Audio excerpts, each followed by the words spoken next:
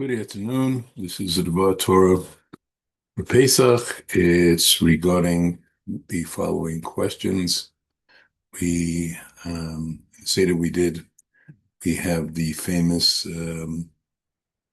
number of famous things. One is the four kosot. And the question is, who or what does these four kosot represent?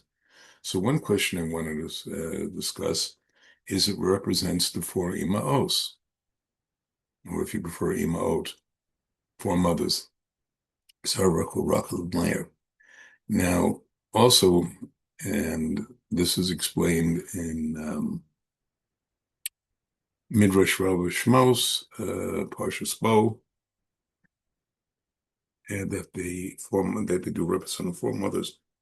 It's also explained in the sources that the three avot represent the three matzahs. They also known as Kohen, Levi, and Israel, but they also represent Abraham, Yitzhak, and Yaakov, and they're covered for most of the Seder, or at least partially covered. Now, it seems a little unusual that the women are revealed in the open, when we usually emphasize Smias women, and the men are hidden. That's question number one. Now, question number two I'm going to be dealing with after that is there is a question that there is of how many cups one should have at the table. Now, we all know there's 5 cups. We drink 4, and there's a 5th cup sitting there. Now, the question is,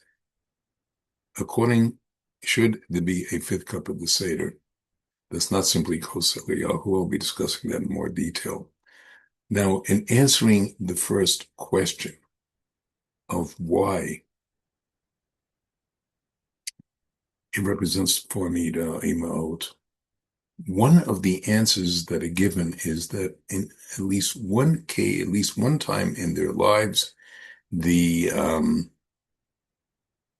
Imaot had superior nevuah to their respective husbands. In the case of Abraham, it's fairly clear, and she had a superior knowledge of who and what Ishmael represented. And even though Ishmael later did tshuva in his life, we see the consequences of what has emerged from his descendants. And when she told him, Abraham, he had to get rid of him, he went to God, and God said, listen to your wife on this one, Sarah. Now, Rivka, there's 2 nevuahs she had that her husband didn't have. One was at the time she was pregnant. She felt she had a very confused, or you might say, in a local sense, schizophrenic child. Every time she walked by a place of avodah zarah, the child gravitated towards it, the unborn child. And whenever they got to the Yeshiva Shemeneva, which was Kedusha to calling this Torah,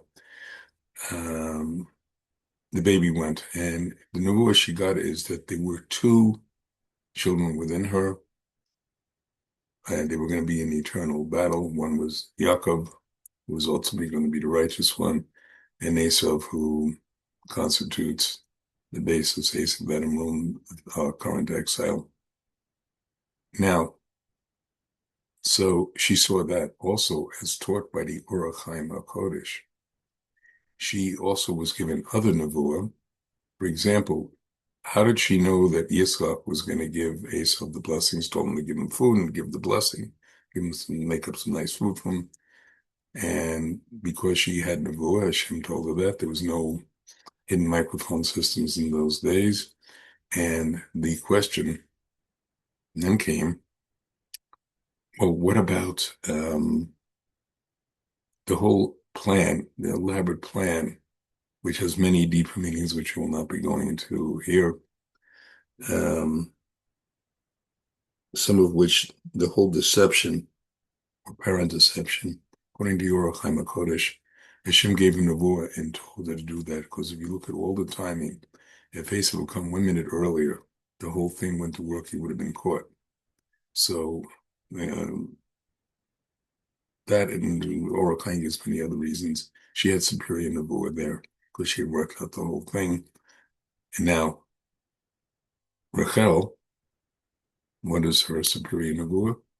When she gave the signals to Leah the night of the wedding so that Leah would not be embarrassed, and also gave her certain indications made that was allowed Yaakov not realize it was Leah. She was not doing it only not to embarrass her sister, which was given, but she saw by Nevuah that some of the Shvatim, the tribes, had to come from her, had to come from Leah. Actually, it turned out told them maybe 6 tribes. Now, another interesting one is, well, what about Leah? What was her superior Nevuah? It's interesting when it talks about Rachel and Leah, and each time they were carrying a child, it says they conceived and they gave birth. In the case of Leah with Dinah, it just says she gave birth to it, no conception. So what's going on here? As the Gemara in Nida 31b explains, there's something far more fundamental going on. Even Leah was pregnant with the child at the same time that Rachel was pregnant with a child that was also going to be Yosef. Now, according to one source in the Gemara, she prayed past the 40th day, which is by which time the baby has been determined, and there was a miraculous switch. Leah's child went from boy to girl, so that Rachel could carry Yosef, who went from girl to boy. That's why he showed certain traits of fussing with his hair and other things. When he was 17, and that would also explain why Dinah went out to see the people when she got into the whole thing with Shem and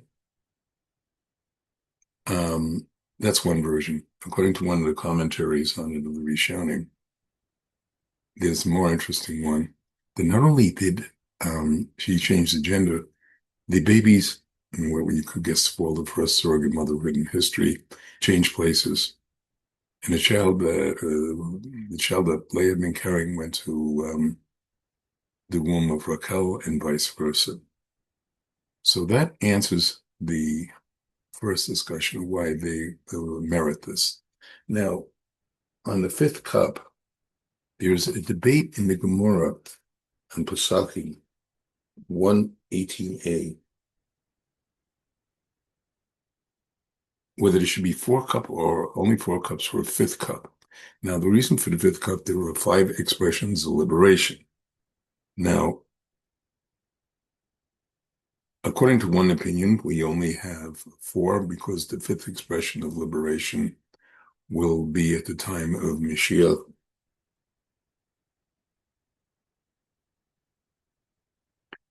And therefore, we don't have the 5th expression of liberation. In fact, when we do the Birkat Hamazon, we split it, part of it before, Hallel, part of it before. We have the other part after the first part. Before is representing the liberation from Egypt, and the other part is Zman Mashiach, which hasn't happened yet. That's where we have that duality. But getting back to the 4 cups, we see something incredible here, that even according to the opinion that we have 4 cups, that we only have 4 cups, there's still a 5th cup, which is called Kosi Eliyahu, but that was later that they gave that name, but that's not what, it doesn't represent an Navi. What's called that to show the machloket between the 2 sides, whether it was 4 or 5 cups, which will be determined, answered by Eliyahu at the time of coming of Mashiach. So even according to this opinion, we still have a question.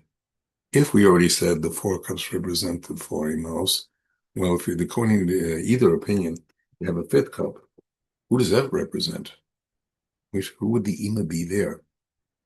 And I would like to submit 2 answers to that. I would suggest that it's Ruth. And I have 2 sources for that. One is the Bartanura in his commentary to Gillis Ruth, mentions a midrash in which Boaz refers to Ruth as the mother of Israel, one of the Emahot. The second source appears in Megillus Ruth itself, chapter 4, Pasuk 11, when the elders and the people of the gate recite the following blessing. May Hashem make, meaning Ruth, may Hashem make the woman who is coming into your house like Rachel and Leah, both of whom built up the house of Israel. By comparing Ruth to Rachel and Leah, they are recognizing her as the mother of Israel. Furthermore, Ruth is one of the ancestors of David Melech and Mashiach, and Rachel and Leah, it makes sense that she's connected with them, represent the two aspects of holiness of the Jewish people, and are respectively the ancestors of Mashiach ben Yosef and Mashiach ben David. May everybody have the rest of Pesach be a time of Kedusha, and hopefully as much peace as possible in the circumstances. Hag Sameach.